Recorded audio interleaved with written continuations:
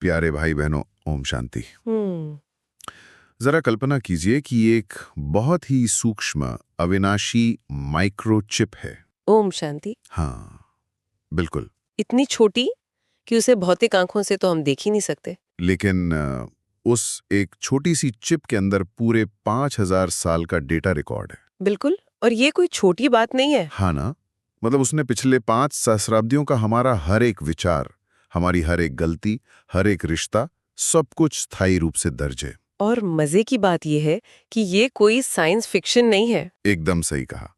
आज के हमारे इस गहन अध्ययन में हम यही समझेंगे, क्योंकि ये माइक्रोचिप हम में से हर एक के भीतर इसी क्षण मौजूद है। आज 16 अप्रैल 2026 है और आज का हमारा ये विचार सागर मंथन शिव बाबा की आज की मुरली की गहराइयों को खंगालने वाला है। और आज की मुरली का जो ज्ञान है ना, वो हमें हमारी इसी अविनाशी चिप यानी हमारी आत्मा की वास्तविकता से रूबरू कराता है। जी, बाबा ने आज मुरली के सार में एक बहुत ही स्पष्ट बात कही है। बाबा ने कहा है कि योग से ही आत्मा की खाद निकलेगी और बाप से पूरा वर्षा मिलेगा।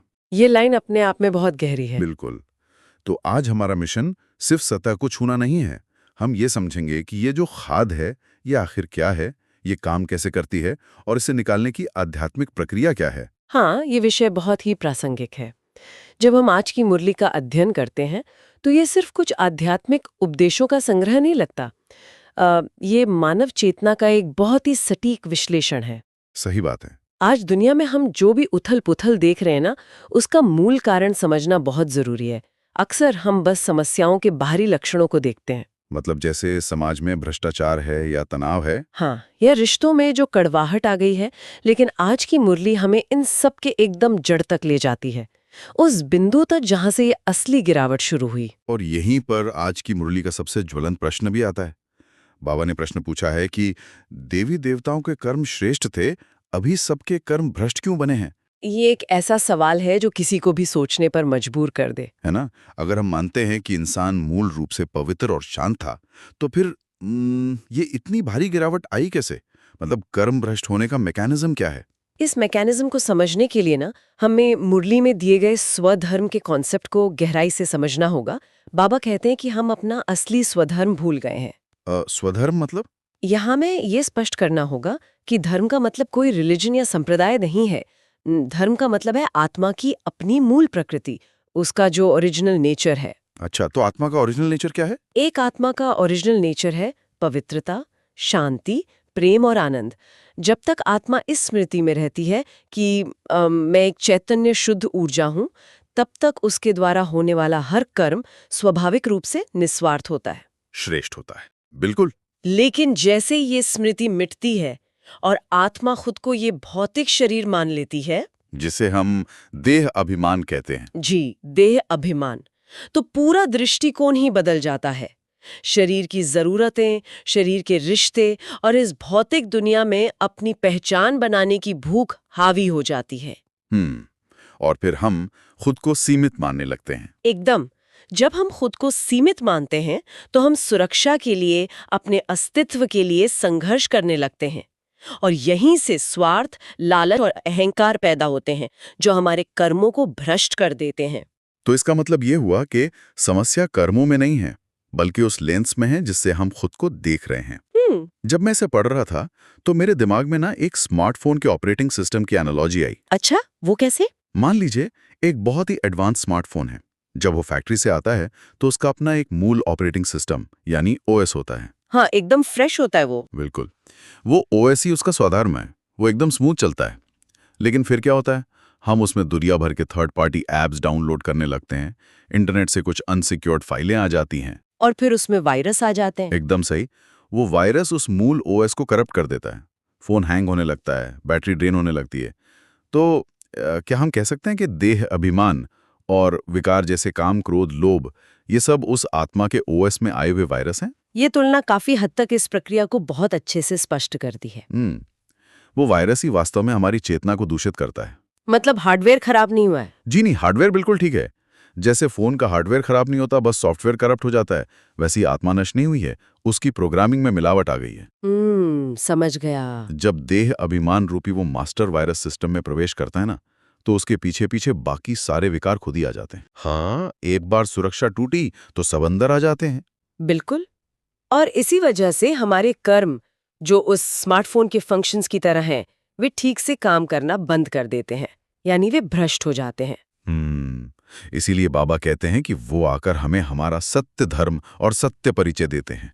जी, परमपिता आकर कोई नया धर्म नहीं बनाते।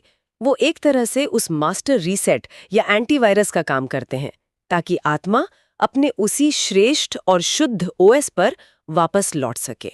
लेकिन यहाँ एक तार्किक सवाल उठता है।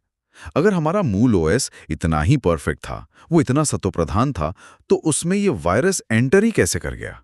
ये बहुत ही गहरा सवाल है। मतलब क्या ये गिरावट अचानक से हो गई या इसके पीछे कोई बहुत बड़ा चक्कर है? क्योंकि आज मुरली में दुनिया की हिस्ट्री और ज्योग्राफी का भी विस्तार से जिक्र है।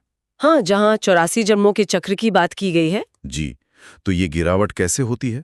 देखिए, ये गिरावट कोई एक दिन की घटना नहीं है।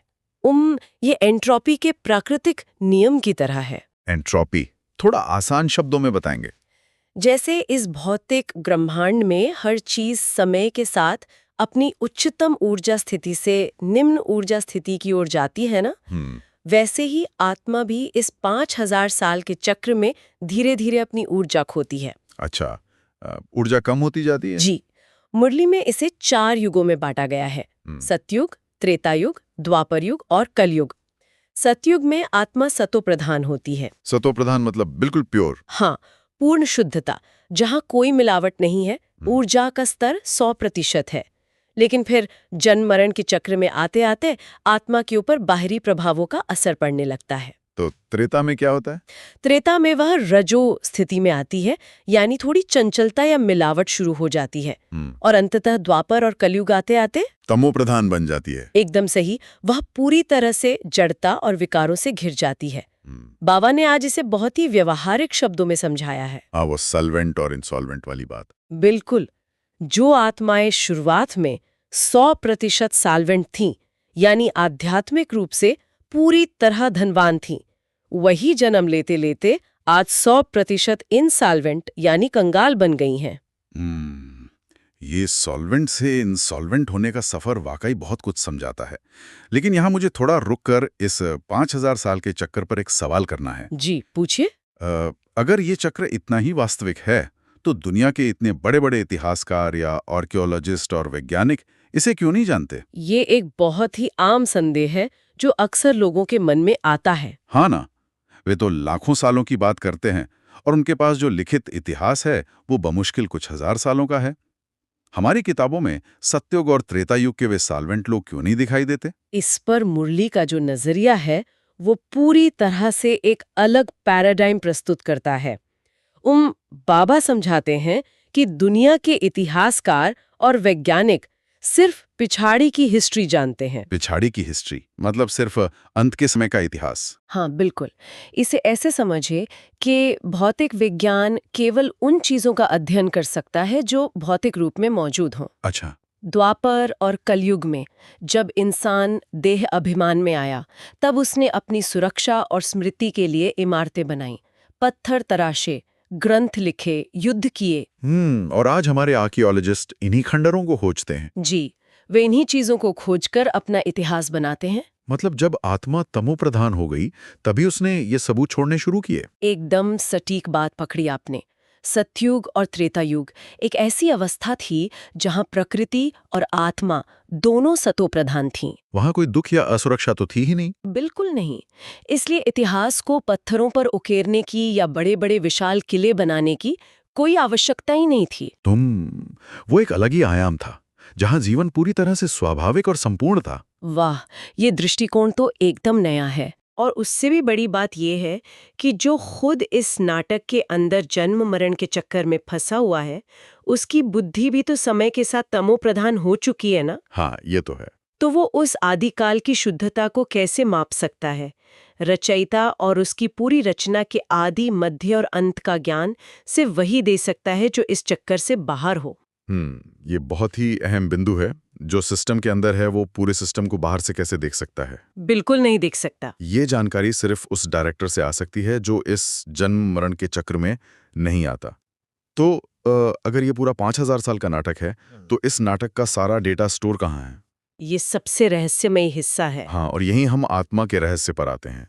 बाबा ने मुरली में कहा है कि आत्मा भ्रिकुटी के बीच चमकने वाला एक छोटा सा सितारा है, एकदम एक बिंदी के समान। जी, और भौतिक दुनिया की विशालता को देखते हुए ना ये कल्पना करना भी मुश्किल होता है कि इतना बड़ा चक्र, इतने सारे जन्मों का अनुभव सिर्फ एक अत्यंत सूक्ष्म बिंदु में समाया हुआ है। हम इंसान तो हमेशा शक्ति को बड़े आकार से जोड़कर देखते हैं। हाँ, हमें लगता है कि कोई बहुत बड़ी रोशनी होगी, लेकिन आध्यात्मिक विज्ञान कहता है कि आत्मा एक अत्यंत सूक्ष्म चैतन्य तारा है। और यही बात सबसे ज्यादा हैरान करती है।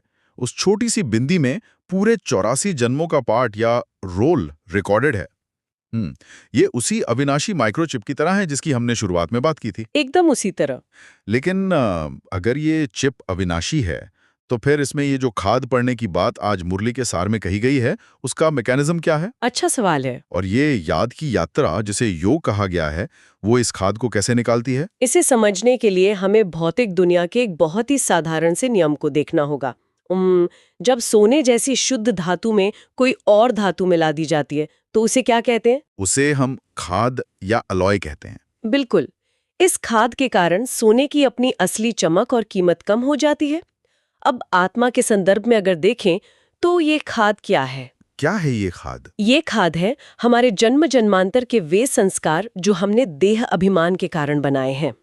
जैसे क्रोध की आदतें, ईर्ष्या, भय। जी हाँ, ये सब आत्मरूपी चैतन्य सोने पर चढ़ी हुई खाद है। अब एक सुनार इस खाद को कैसे निकालता है? वो सोने को आग में तपाता है। बिल्कुल सही। इसी तरह आत्मा की खाद को निकालने के लिए जो आग चाहिए वो है योग अग्नि। योग अग्नि। हाँ, योग का सीधा सा मतलब है जुड़ना। जब ये आत्मा उस परम पिता जो खुद एक सुप्रीम बिंदी है, ज्ञान के सागर है, उनके साथ निरंतर स्मृति में जुड़ती है तो उस सुप्रीम पावर की प्योरिटी आत्मा के अंदर प्रवेश करती है। अरे वाह! और फिर वो जो खाद है ना, वो जलकर भस्म होने लगती है। लेकिन ये जो याद है, ये कोई जबरदस्ती का काम तो नहीं हो सकता? मुरली में इसके लिए एक बहुत ही खूबसूरत प्रसंग आया है। कौन सा? आशिक और माशूक का। हाँ, ये बहुत ही प्यारा उदाहरण है। बाबा कहते हैं कि तुम सब आत्माओं के माशूक मैं हूं। जब हम ध्यान या मेडिटेशन की बात करते हैं तो अक्सर लोग एक कठोर अनुशासन की कल्पना करते हैं। बिल्कुल, कि आंखें बंद करके बस बैठे रहना है। हाँ, कि विचारों को जबरदस्ती रोकना है। लेकिन माशूक शब्द ना एक बिल्कुल अलग ही वाइब्रेशन लाता है। इसमें कोई संघर्ष नहीं है, बल्कि एक गहरा आकर्षण है। यही तो इस राजयोग की सबसे बड़ी सुंदरता है। दुनियावी आशिक माशूक का प्यार तो शारीरिक होता है, मोह पर आधारित होता है। हाँ, उसमें तो दुख भी बहुत होता है। लेकिन ये प्यार पूरी तरह से रूहानी प्यार है। एक सच्चा आशिक हर वक्त अपने माशूक की याद में खोया रहता है। उसे याद करने के लिए कोई अलार्म तो नहीं लगाना पड़ता, या किसी खास आसन में नहीं बैठना पड़ता। बिल्कुल नहीं। उसे तो बस हर चीज में अपना माशूक ही नजर आता है। इसी तरह जब आत्मा को ये गहरा एहसास हो जाता है कि उसका सच्चा पिता, शिक्षक और रक्षक वो परमपिता है, तो एक स्वाभाविक याद पैदा होती है। जी, बिना किसी प्रयास वाली याद। मुरली में बहुत स्पष्ट रूप से कहा गया है कि उठते बैठते खाते पीते चलते फिरते उस माशूक की याद में रहना है। और इसी को प्राचीन योग कहा गया है। हाँ, ये कोई क्रिया नहीं है बल्कि एक निरंतर अवस्था है। और ये निरंतर अवस्था ही वास्तव में वो प्रैक्टिकल टूल है जिससे हम अपने जीवन को बदल सकते हैं। जब हम ज्ञान और योग की इतनी गहरी बातें करते हैं तो सबसे बड़ा सवाल यही आता है कि इसे लागू कैसे करें। बिल्कुल, इसे अपनी रोजमर्रा की जिंदगी में, ऑफिस की मीटिंग्स में या ट्रैफिक जैम में कैसे लागू करें। मुरली में रोज जो धारणा, वरदान और स्लोगन दिए जाते हैं वे इसी प्रैक्टिकल एप्लीकेशन के लिए होते हैं। हाँ, ये बहुत जरूरी हिस्सा है। अगर हम आज की मुख्य धारणा की बात करें तो उसमें कहा गया है कि देह अभिमान छोड़कर विदेही बनना है। अब इस विदेही शब्द को थोड़ा डिकोड करते हैं। विदेही बनना। विदेही बनने का मतलब शरीर छोड़ना तो बिल्कुल नहीं है। तो फिर इसका व्यावहारिक रूप क्या है? देखिए, विदेही बनने का सीधा सा अर्थ है डिटैचमेंट या अनासक्ति। अनासक्ति। शरीर में रहते हुए, शरीर के सारे काम करते हुए भी अंदर से ये पक्की स्मृति होना कि मैं ये शरीर नहीं हूँ, मैं तो बस इस शरीर रूपी रथ को चलाने वाली एक चैतन्य शक्ति हूँ, एक मेहमान हूँ। एक मेहमान की तरह। जी, जब इंसान इस विदेही स्थिति का अभ्यास करता है तो वो बहुत सी व्यर्थ की उलझनों से बच जाता है। मान लीजिए कोई आपकी निंदा करे या स्तुति करे, वो आपके शरीर या आपके रोल की हो रही है। आपकी आत्मा की नहीं हो रही है। बिल्कुल। और ये समझ आते ही ना एक गजब की स्थिरता आ जाती है जीवन में। आप किसी भी परिस्थिति में विचलित नहीं होते। और इस स्थिरता को बनाए रखने के लिए आज का वरदान बहुत ही सटीक है। वरदान है कि अपने बुद्धि रूपी नेत्र को क्लियर और केयरफुल रखने वाले मास्टर, नॉलेजफुल, पावरफुल भाव। बहुत ही शक्तिशाली वरदान है ये। इसे समझाने के लिए मुरली में एक ज्योतिषी की तुलना दी गई है। लेकिन रुकिए, ये ज्योतिषी वाली बात थोड़ी उलझाने वाली हो सकती है। वो कैसे? एक दुनियावी ज्योतिषी तो सितारों और ग्रहों की चाल देखकर भविष्य की आपदाएं बताता है। तो क्या आध्यात्मिक मार्ग पर हमें भी कुछ ऐसा ही करना है? हम बाहर के सितारे तो नहीं देख रहे हैं ना? बहुत ही अच्छा ऑब्जर्वेशन है ये। अरे नहीं नहीं, हम बाहर के सितारे बिल्कुल नहीं देख रहे हैं। हम बाहर नहीं, भीतर देख रहे हैं। अच्छा, भीतर के सितारे। जी, एक दुनियावी ज्योतिषी जैसे ग्रहों की स्थिति देखकर अलर्ट करता है, वैसे ही एक आध्यात्मिक ज्योतिषी जो मास्टर नॉलेजफुल है, वो अपनी स्वयं की आंतरिक अवस्थाओं को देखता है। मतलब अपने ट्रिगर्स को देखता है। बिल्कुल। उसकी बुद्धि रूपी आंख इतनी साफ होती है कि वो माया यानी जो नकारात्मक शक्तियां और पुराने संस्कार हैं, उनके द्वारा आने वाले पेपर्स या परीक्षाओं को पहले ही परख लेता है। कोई उदाहरण देकर समझाएंगे? जैसे मान लीजिए आपको पता है कि जब कोई आपके काम में कमी निकालता है तो आपको तुरंत क्रोध आ जाता है। हाँ, ये तो बहुत लोगों का ट्रिगर होता है। तो ये आपका ट्रिगर है। एक मास्टर नॉलेजफुल आत्मा के रूप में आप पहले से उस क्रोध के आने की आहट को पहचान लेते हैं। आप केयरफुल हो जाते हैं। अरे वाह! आप उस आपदा के आने से पहले ही अपनी विदेही स्थिति की ढाल तैयार कर लेते हैं। यही है खुद का ज्योतिषी बनना। मतलब हम अपनी ही चेतना के मौसम विज्ञानी बन जाते हैं, जो आने वाले तूफानों की भविष्यवाणी कर सकते हैं। एकदम सही। और ये सच में एक पावरफुल स्थिति है। और इस स्थिति का जो आधार है वो आज के स्लोगन में छिपा है। स्लोगन कहता है कि पवित्रता ही नवीनता है और यही ज्ञान का फाउंडेशन है। बहुत गहरी बात है ये। जब मैंने पहली बार ये पढ़ा तो मैं सोचने लगा कि पवित्रता और नवीनता का आपस में क्या संबंध है। अक्सर दुनिया में तो पवित्रता को बहुत ही पुरानी या रूढ़िवादी चीज माना जाता है। हाँ, ये एक बहुत ही दिलचस्प विरोधाभास है।